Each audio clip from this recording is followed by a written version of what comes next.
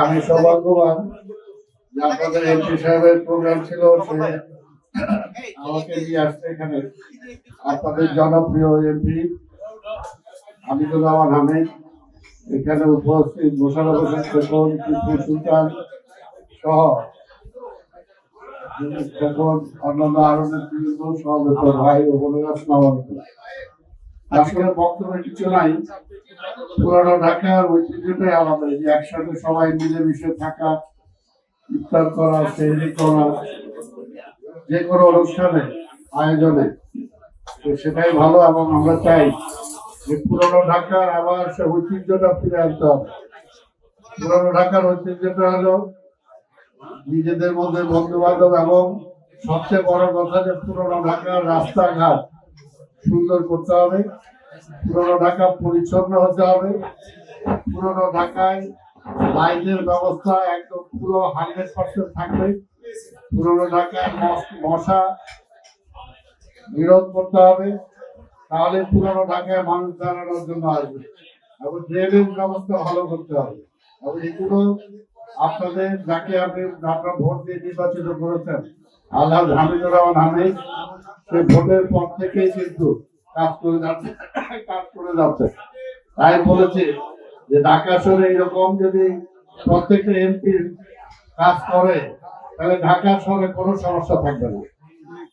MP যদি কাজ করে তো মেয়র কাজ করতেই হবে, মেয়র না কাজ করলে মেয়রের চাকরি থাকবে না।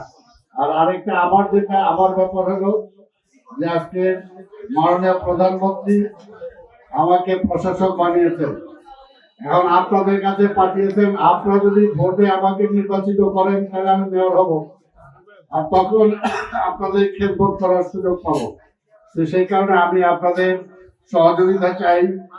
আপনারা সবাই আমাকে সহযোগিতা করবেন। যেমনি ভাবে হামিদকে নির্বাচিত করেছেন, ঠিক তেমনি ভাবে আগামী নির্বাচনে মেয়র পদে আমাকে আপনারা নির্বাচিত করবেন, যাতে হামিদকে সাথে নিয়ে আপনাদের সকল সুযোগ সুবিধা আমি নিশ্চিত করতে পারি।